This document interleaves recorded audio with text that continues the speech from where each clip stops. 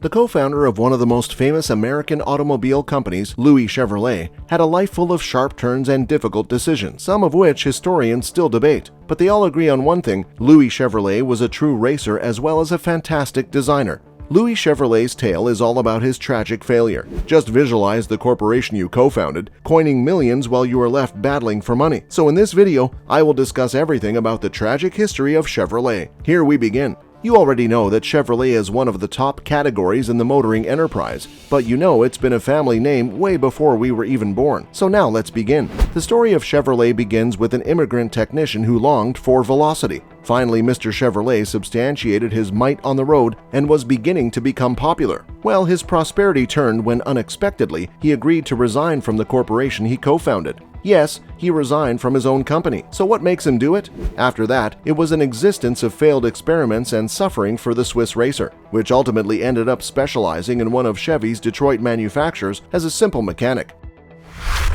The early life of Louis Chevrolet.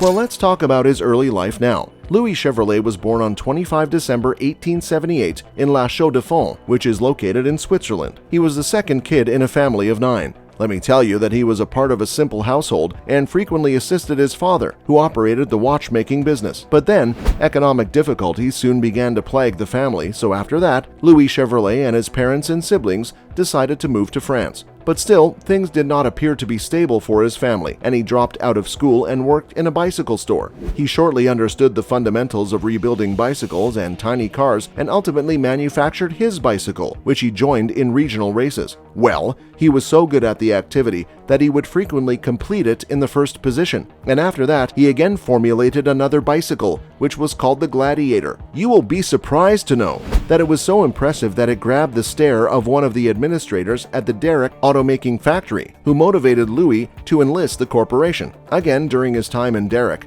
Louis triumphed in the fundamentals of interior explosion and 4-stroke engines. And again, with the cash he protected, Louis Chevrolet was eventually eligible to fulfill his ambition of getting on to America.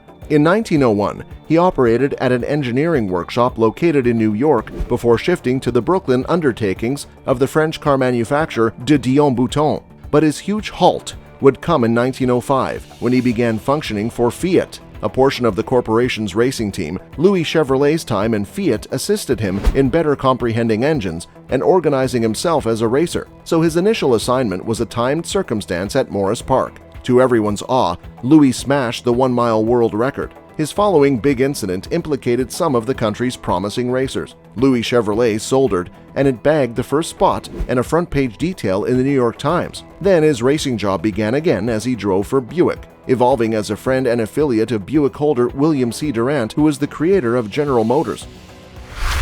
Chevrolet Motor Car Company.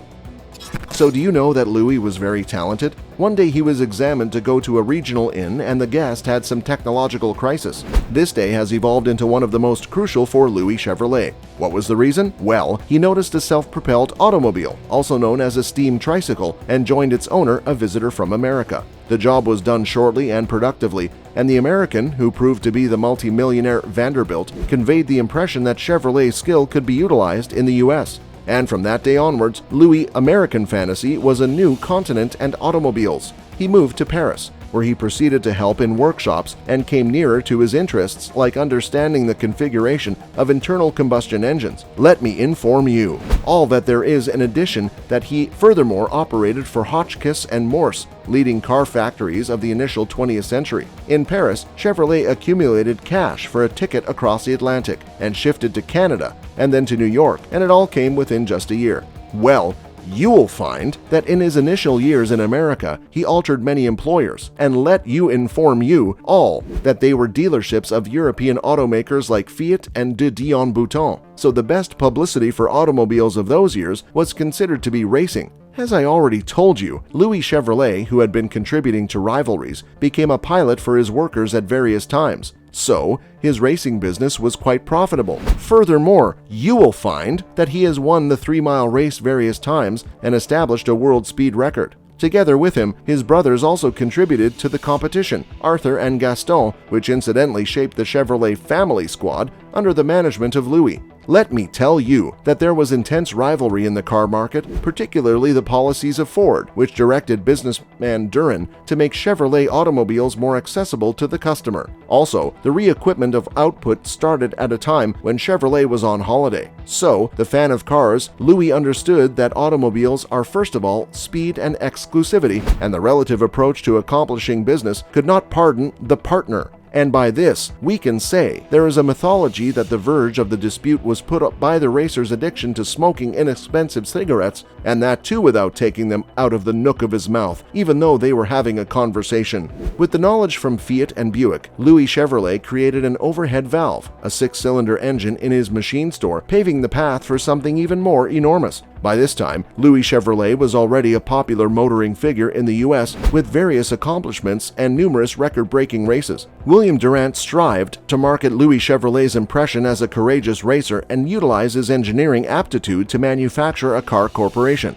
In 1911, Louis and his brother Arthur Chevrolet, William Durant, and 2 investment spouses launched the Chevrolet Motor Car Company. Well, you will find that the technique was reasonable. While the Chevrolet brothers formulated the automobiles, Durant concentrated on trading them. After many months, we got the Classic 6, called Type C, which was born. Let me tell you that this car captioned a 4.8-liter straight 6 and could attain a top velocity of 65 miles per hour. But one aspect was quite disappointing, and it was its price. Its $2,250 price tag, which is $65,000 in today's cash, meant extremely few of them traded. While Chevrolet expected to keep manufacturing fast automobiles, Durant thought differently and expected the corporation to concentrate on high-volume, low-priced automobiles rivaling Ford's Model T.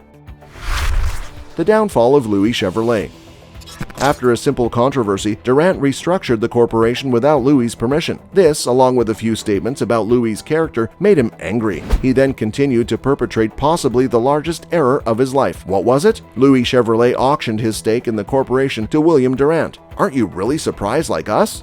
And then, Louis found racing accomplishment after he began the Frontenac Motor Company and was scheduled to inaugurate his first passenger car. But do you think it was as simple as it looked? Well, his brother's death, a Wall Street humiliation, which the Great Depression followed, led to severe economic difficulties, and this makes him poor and unemployed during the terrible economic catastrophe in America. But in contrast, you will find that Chevrolet came to be a fast-growing brand that outsold Ford. Finally, Louis was aged and had no other options left. He made his return to Chevrolet and began struggling on the borderline as a mechanic before perishing to his health problems and ultimately succumbing in 1941. So now you understand the story behind the famous company and its founder.